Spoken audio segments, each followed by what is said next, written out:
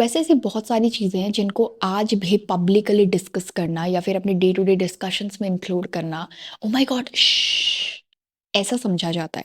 लेकिन हमें ये समझना बहुत इम्पोर्टेंट है, it's very crucial to understand कि हमारी एजुकेशन की लिमिट सिर्फ हमारी किताबें नहीं है।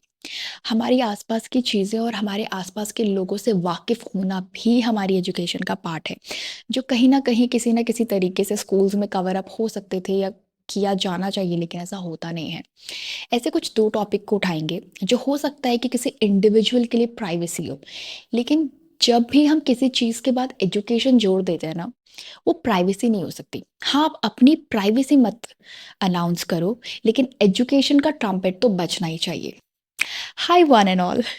Before heading, let me just tell you that you're watching and listening to Miss Amira Jyoti on Speak Up Hesitations. So let's get started.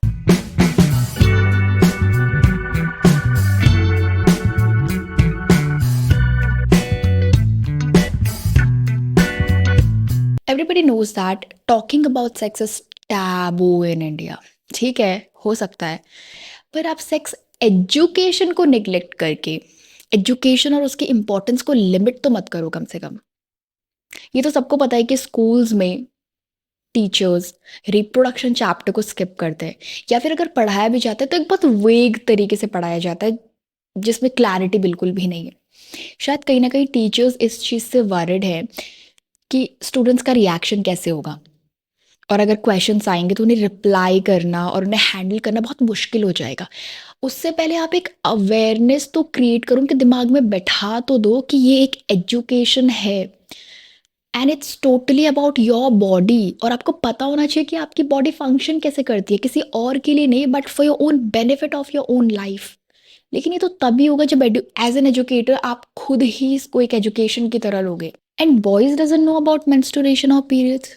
मुझे कहीं ना कहीं ये उनका फॉल्ट ही नहीं लगता, क्योंकि the major part of education is being skipped. यहाँ तो फीमेल्स ही खुद ही कहीं ना कहीं सर्च करके कहीं ना कहीं से पढ़ के खुद को एजुकेट करने की कोशिश कर रही है कि भाई मेरी बॉडी के साथ हो क्या रहा है। तो लड़कों को क्वेश्चन करना कि you don't know about periods, how would they know about periods, ये समझना कितना कितना कितना इम्पोर्टेंट है कि शायद आप कहीं ना कहीं इंटरकोर्स नहीं रोक पाओगे, लेकिन यूथ को एजुकेट करना, यूथ को एजुकेटेड रखना सेफ्टी और प्रिकॉशंस के बारे में कितना क्रूशियल है, कितना वाइटल फैक्टर है। अगर आप गीली मिट्टी को आकार नहीं दोगे तो वो समय के साथ कोई ना कोई आकार अपने हिसाब से ले ही लेगी। तो एजुकेटर्स अगर खुद ही सेक्स एजुकेशन को एज एन एजुकेशन प्रमोट नहीं करेंगे, तो यूथ तो बैठी ही है ना डिस्ट्रैक्ट होने के लिए। यार डिस्ट्रैक्शन ढूंढना पड़ता है, क्या कमी है क्या डिस्ट्रैक्शंस की। दूसरा रिलीजन, रिलीजन पे जब भी हम बात करते हैं तो रिलीजन को हर बार पॉलिटिक्स से क्यों कनेक्ट किया जाता है।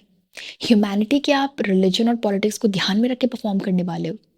जब भी हम ह्यूमैनिटी की बात करते हैं तो फिर और किसी चीज़ की बात आ ही नहीं सकती है। पता है प्रॉब्लम रिलीजन के ऊपर बात करने की नहीं है, जिस तरीके से बात किया जाता है प्रॉब्लम उस तरीके में है। और जब हम खुद ही कहीं ना कहीं एक गिल्ट और एक मतलब बिना सोचे समझे गलत चीज़ परफॉर्म कर रहे हैं ना, तो डर तो बैठा ही है हमें घेरने के लिए। सोसाइटी में डिफरेंसेस किसी को ऊंचा या नीचा दिखाने के लिए नहीं है, किसी को उठाने या किसी को गिराने के लिए नहीं है। वो हमारे लिए एक चैलेंज है कि क्या हमारे अंदर इतनी बुद्धि है कि सबकी अपनी एक इम्पोर्टेंस है, हम वो समझ सकते हैं। अच्छा, कलर बॉक्स में कितने कलर्स होते हैं? 12 कलर्स होते हैं। आपका फेवरेट कलर कौन सा है? ग्रीन हो सकता है, लेकिन जब हमें क्लाउड्स में कलर करने हैं तो हम वाइट कलर ही करेंगे ना, हम ग्रीन तो नहीं कर सकते क्योंकि वो आपका फेवरेट कलर है। क्यों? क्योंकि वो नेचर का डिफरेंस है।